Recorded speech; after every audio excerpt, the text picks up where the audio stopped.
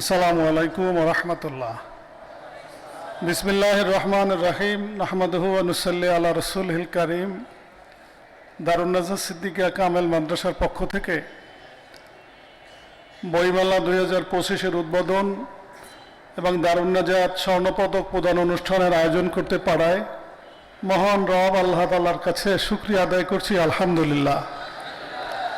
আল্লাহ তাআলা আমাদের জীবন মরণ দারুন নাজাত মাদ্রাসার সকল কার্যক্রম সবকিছু আল্লাহ তাআলা কবুল করুক এবং আমাদের সকল কাজ আল্লাহ পাকের সন্তুষ্টি মোতাবেক করার আল্লাহ তৌফিক দান করুক।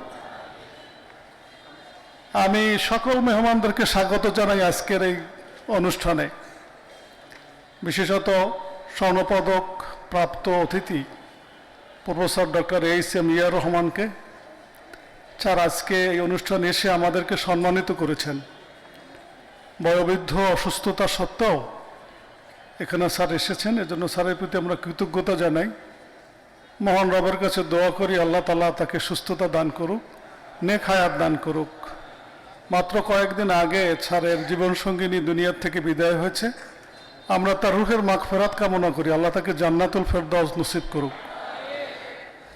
হৃদয়ের গভীর স্থান থেকে কৃতজ্ঞতা জানাই আজকে সবার প্রধান অতিথি আমাদের ফাজিল কামেল মাদ্রাসার বা মাদ্রাসা শিক্ষার উচ্চ স্তরের অভিভাবক ইসলামী আরবি বিশ্ববিদ্যালয়ের মাননীয় ভাইস চ্যান্সেলর বিশিষ্ট শিক্ষাবিদ প্রফেসর ডক্টর মোহাম্মদ শামসুল আলমকে।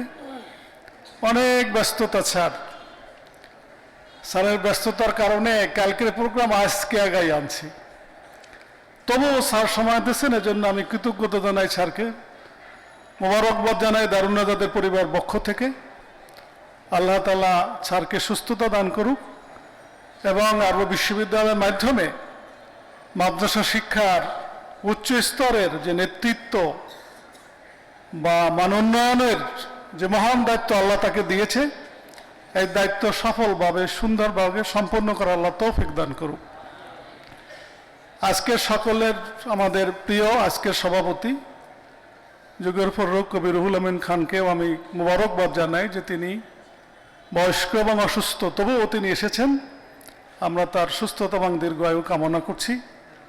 এছাড়াও অন্যান্য অতিথি আমাদের pro vice chancellor professor Abu Jafar Khan, barrister ABM Siddiqur Rahman Khan, doctor Mahmud Bin Sayeed, এরপরে আমাদের অতিরিক্ত মহানগর দায়রা জজ শিহাবুল ইসলাম এবং আমাদের সিন্ডিকেটের সম্মানিত সদস্য মুহাদ্দিস মাওলানা মাহমুদুল হাসান সহ, এছাড়াও এখানে প্রফেসর আমিনুল ইসলাম সহ আরও যারা অতিথি আছেন, আমার সহকর্মীরা আছেন, সবাইকে আমি মোবারকবাদ জানাই। আমার প্রিয় শিক্ষার্থীরা আছে, সবাইকে আমি শুভেচ্ছা জানাই আজকের এই অনুষ্ঠানে।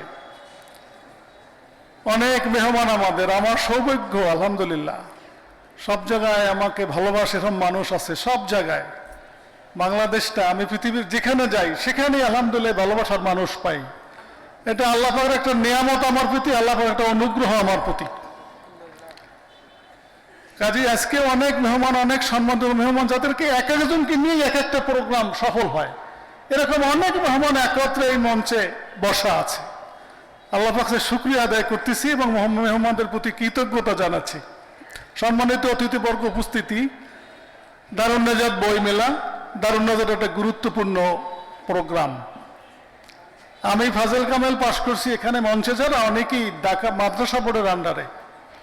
দারুন নাজাত কামেল হয়েছে, ফাজিল হয়েছে তো মাদ্রাসা বোর্ডের আন্ডারে। এরপরে এই মাদ্রাসাগুলো পরিচালিত হয়েছে বেশ কয়েক বছর ইসলামী বিশ্ববিদ্যালয় কুষ্টিয়ার অধীনে। বর্তমানে আমাদের এই ফাজিল কামেল মাদ্রাসাগুলো পরিচালনা করছেন স্বতন্ত্র ইসলামী আরবি বিশ্ববিদ্যালয় আমাদের পরিচালনা করছে, যার ভাইস চ্যান্সেলর এবং প্রো ভাইস চ্যান্সেলর এখানে উপস্থিত আছেন। আমার শিক্ষা এবং শিক্ষকতায় জীবনের প্রায় 45-50 বছরের অভিজ্ঞতা। দিন দিন আমরা বা আমাদের শিক্ষার্থীরা মনে হয় জ্ঞান বিমুখ হইতে চলছে। মাদ্রাসা বোর্ড থেকে ইসলামী বিশ্ববিদ্যালয়, স্বতন্ত্র আরবি বিশ্ববিদ্যালয়, জ্ঞান বিজ্ঞানের জয় জয়কার সব ঠিক আছে, কিন্তু লেখাপড়ার দিক থেকে কেন যেন আমরা কেবল বিমুখ হই। আমাদের শিক্ষার্থীরা অনেক কিছু করতে রাজি, অনেক কিছু ভাবতে রাজি, কিন্তু যেভাবে একজন শিক্ষার্থী বা ছাত্র জীবনে এককভাবে আমরা যেভাবে লেখাপড়ার চিন্তা আমরা করছি, সে থেকে মনে হয় যেন দিন দিন বিমুখের সংখ্যা আমার কাছে মনে হয় বাড়তেছে। এটা আমাদের শিক্ষার্থী যারা বিশ্ববিদ্যালয়ে পড়ে তাদেরও একই অবস্থা, আমাদের মাদ্রাসাগুলোরও একই অবস্থা। এর থেকে আমাদের মুক্তি পাওয়া দরকার। আমাদের শিক্ষার্থীদের জ্ঞানমুখী হওয়া দরকার, জ্ঞান চর্চার প্রতি আগ্রহ হওয়া দরকার। দারুন নাজাত এই চিন্তা লালন করে এবং দৃঢ়ভাবে বিশ্বাস করে বহুমুখী কার্যক্রমের মাধ্যমে কম বেশি আমাদের জীবনে ওটা বাস্তবতা, শিক্ষার্থীদেরকে জ্ঞানমুখী করা দেখছি যে সম্ভব। এই দারুন নাজাত বইমেলা এর একটা অংশ। আজ থেকে 14 তারিখ পর্যন্ত এই বইমেলা চলবে। প্রায় 36টার মতো স্টল এখানে আছে, বহু বই এখানে বিক্রি হবে, শিক্ষার্থীরা বই কিনবে, দেখবে, বাইরের লোকেরা কিনবে এবং এই উপলক্ষে অনেকগুলো বই এবং নতুন প্রকাশিত হচ্ছে আমাদের দারুন নাজাত প্রকাশনীর বা অন্যান্যদের, আমাদের সংশ্লিষ্টদের। আমি মনে করি যাতে শিক্ষার্থীর মধ্যে পড়ার জ্ঞান অর্জনের একটা আগ্রহ সৃষ্টি হবে, জ্ঞানের সাথে তাদের পরিচিতি হবে এবং আগ্রহটা সৃষ্টি করার জন্য প্রফেসর ডক্টর শামসুল আলম আমাদের মাননীয় ভাইস চ্যান্সেলর স্যারকে কষ্ট দেওয়া, এবং আমি মনে করি এটা স্যারের একটা দায়িত্ব। স্যার যেহেতু আমাদের বিশ্ববিদ্যালয়ের ভাইস চ্যান্সেলর, আমাদের অভিভাবক, এই যে শিক্ষার্থীরা আজকে আমাদের কাম্য চাহিদার চেয়ে বিপরীতমুখী হচ্ছে, এদেরকে ধরার জন্য এই উদ্যোগটা স্যারের দায়িত্বের একটা অংশ হিসাবে আমি স্যারকে কষ্ট দিয়েছি। স্যারের প্রতি আবারও কৃতজ্ঞতা জানাচ্ছি। এই উপলক্ষে আমাদের নিজস্ব প্রকাশনা আছে, দারুন নাজাত প্রকাশনী। এই প্রকাশনীর উদ্যোগে মূলত এই বইমেলা। এই প্রকাশনী থেকেও এবারে সবচেয়ে গুরুত্বপূর্ণ বেশ কয়েকটা বই এখানে প্রকাশিত হবে।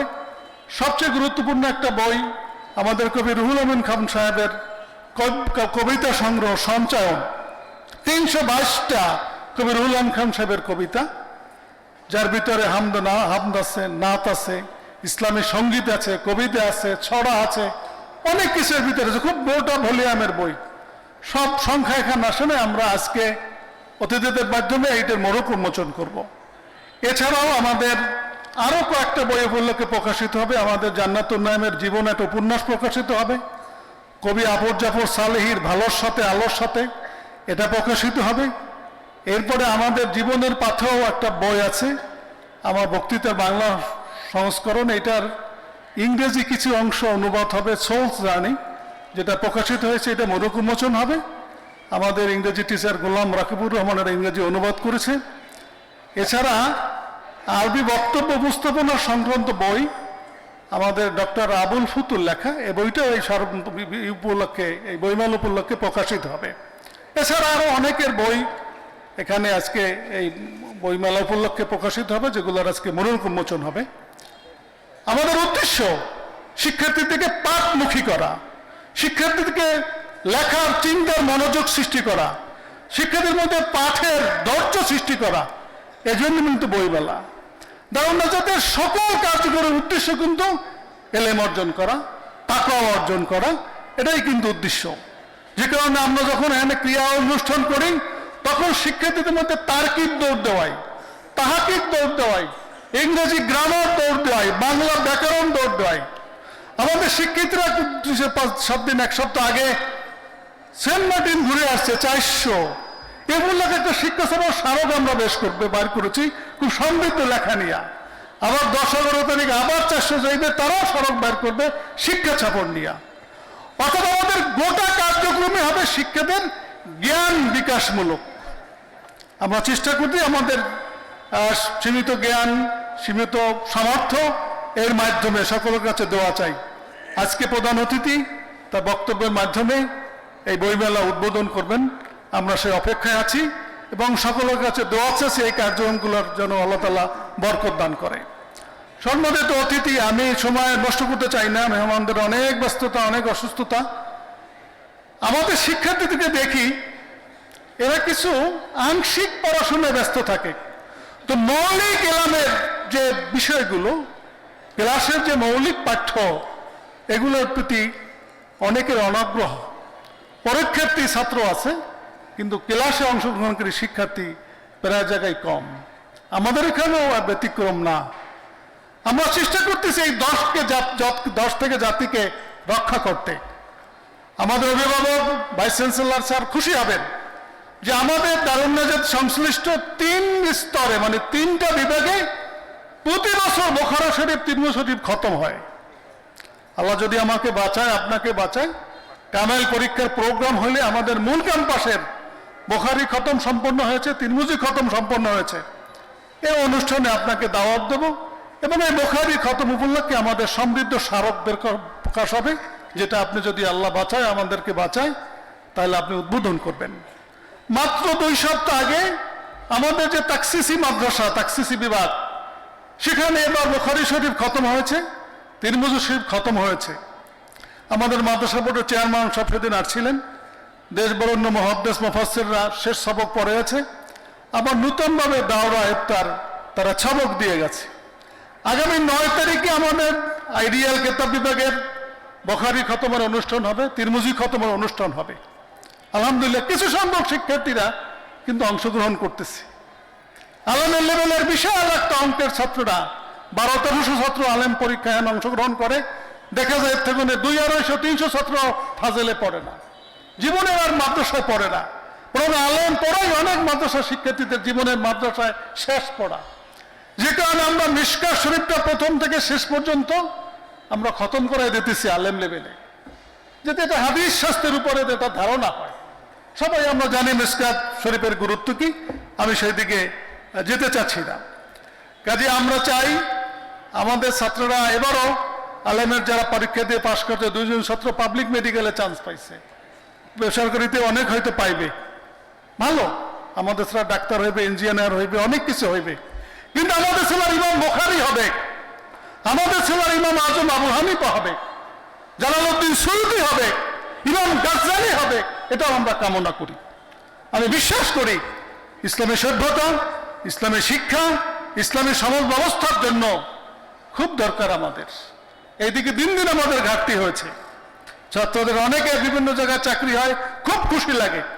আরো খুশি হয় যখন দেখি আমাদের ছাত্ররা বুখারী শরীফ পড়াইতে পারতেছে, তিরমিজি শরীফ পড়াইতে পারতেছে, হেদায়া জালালাইন পড়াইতে পারতেছে, তখন খুব আনন্দ লাগে। এই আনন্দটা আমাদের থাকা দরকার। আধুনিকতার নামে মূল থেকে যেন আমরা না হই। আমরা আধুনিকতা চাই, কিন্তু স্বকীয়তাকে বিসর্জন দিয়ে নয়, স্বকীয়তাকে নিয়েই আমরা আধুনিকতা চাই। মাদ্রাসার সিলেবাস এটা চলমান প্রক্রিয়া হবে, বিজ্ঞজনরা তৈরি করে, কিন্তু এর বাইরে মৌলিকত্বের বিষয়টা আমাদের যাওয়ার কোনো সুযোগ নাই। আল্লাহ তাআলা আমাদের এই কাজগুলো যেন বরকত দান করে, এই দোয়া চাই আপনাদের কাছে। আমাদেরকে উৎসাহ দেবেন, আমাদেরকে সহযোগিতা করেন, এই অনুরোধ করতেছি সবাইকে। আমাদের মাদ্রাসার একটা গুরুত্বপূর্ণ প্রোগ্রাম দারুন নাজাত স্বর্ণ পদক প্রদান। আমরা গত বছর থেকে প্রোগ্রামটা শুরু করছি। আমাদের একটা টিম আছে, কারা স্বর্ণ পদক পাবে পরামর্শ করার, ব্যারিস্টার সিদ্দিকুর রহমান খান আছে, আরো অনেকের নাম আমি বললাম না। আমরা বসে আমরা সিদ্ধান্ত নিই যে কাকে দেওয়া যায়। আমরা এবারের জন্য মনোনীত করছি প্রফেসর ডক্টর ASM ইয়াহিয়া রহমানকে। ইয়াহিয়া রহমান সব সম্পর্কে আমাদের সকলের জানা। আমি মনে করি আমাদের দেশে অনেক অধ্যাপক আছে, অনেক হইবে, খুব স্বাভাবিক। ইয়াহিয়া রহমান সম্পর্কে একটা আলাদা বৈশিষ্ট্য আছে। সে আগাগোড়াই একজন আলেমে দ্বীনের সিরা সুরা আখলাক নিয়ে জীবনে এই পর্যায়ে আসছে। তার লেবাস, পোশাক, তার আচরণ কখনো মনে হয়নি। এই কামেলের 3টি বিষয়ে কামেল পাস। ঢাকা বিশ্ববিদ্যালয়ের আবেগেও মাস্টার্স, সে অনার্সেও মাস্টার্স। মাদ্রাসার শিক্ষকতার তার অভিজ্ঞতা আছে। মাদারীপুর মাদ্রাসার শিক্ষকতা করছেন, শর্ষিনা মাদ্রাসার শিক্ষকতা করছেন, সৌদি আরবে শিক্ষকতা করছেন, সর্বশেষ কুষ্টিয়া বিশ্ববিদ্যালয়ে সে অধ্যাপক হিসাবে শিক্ষকতা করছেন, ডিনের দায়িত্ব পালন করছেন, চেয়ারম্যানের দায়িত্ব পালন করছেন।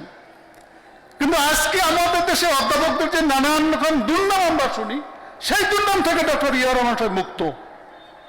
এজন্য ইয়াহিয়া রহমান সাহেবকে আমরা চয়েস করা। আমরা চাই আমাদের ছেলেরা অধ্যাপক হবে, বিশ্ববিদ্যালয়ের শিক্ষক হবে, ভাইস চ্যান্সেলর হবে, রাষ্ট্র পরিচালনা তারা করবে, কিন্তু নৈতিকতা নিয়ে, তাকওয়া নিয়ে, কোনো দুর্নীতি, কোনো লোভ, কোনো রিয়া, কোনো অহংকার, এগুলো যেন তাদেরকে স্পর্শ না করে। এটা শিক্ষার্থীর উপরে এই প্রভাব বিস্তার করার জন্য বা শিক্ষার্থীকে উদ্বুদ্ধ করার জন্যই মূলত এই সাত দারুন নাজাত স্বর্ণপদক প্রদান অনুষ্ঠান। এটা খুব ব্যয়বহুল প্রোগ্রাম। আমি কৃতজ্ঞতা জানাই আবারও ভাইস চ্যান্সেলর স্যারকে যে স্যার আজকে স্বর্ণপদক প্রদানকারীকে স্বর্ণের পদক পড়িয়ে দেবেন এবং কবিরুল আমিন সাহেব সভাপতিত্বে। কাজেই আমাদের কাছে এই প্রোগ্রামটি খুবই গুরুত্বপূর্ণ। আবারও মেহমানদেরকে আমি স্বাগত জানাই, কৃতজ্ঞতা জানাই এবং কথা আর বাড়াতে চাই না। বইমেলায় যারা স্টল দিয়েছেন আপনারা বইমেলার আমাদের যে নীতিমেলা, সেই নীতিমেলা বইমেলা চালাতে চেষ্টা করবেন। আগামী 14 তারিখ যেহেতু সবে বরাত, 13 তারিখেই বইমেলা আমাদের শেষ করতে হবে। নিরাপত্তার বিষয়ে আপনারা খেয়াল করবেন। এই বইমেলার স্থানটা আমাদের একাডেমিক ক্যাম্পাসে, আমাদের ক্লাস চলতে হবে, পড়ালেখা চলতে হবে, কোনো কার্যক্রমে যেন আমাদের মূল একাডেমিক কার্যক্রম ব্যাহত না হয় সেই দিকে সবার লক্ষ্য রাখা, বিশেষ করে সবাই নিরাপত্তার দিকে আপনারা লক্ষ্য রাখবেন। আল্লাহ তাআলা আমাদেরকে কবুল করুক। আমি দোয়া চাই সকলের কাছে। দারুন নাজাত মাদ্রাসা যেসব মহান ব্যক্তিদের দোয়া, চিন্তা, জমি দানে, অর্থ দানে, পরামর্শে এই পর্যায়ে আসছে, এর ভিতরে বিরাট একটা অংশ দুনিয়ায় নাই। আল্লাহ যেন তাদেরকে জান্নাত নসিব করে, আর যারা বেঁচে আছে তাদেরকে যেন সুস্থ রাখে, নেক আমল করার জন্য আল্লাহ তাআলা তৌফিক দান করে। আর আমাদের সকলের যখন আল্লাহ ডাক দেবেন ইমানের সাথে যেন দুনিয়া থেকে বিদায় হওয়ার তৌফিক দান করে। লোভ, লালসা, অহংকার, লৌকিকতা, মুনাফিকি, এর থেকে যেন আল্লাহ তাআলা আমাদেরকে সবাইকে মুক্ত রাখে। সকলকে ধন্যবাদ। আসসালামু আলাইকুম ওয়া রাহমাতুল্লাহ।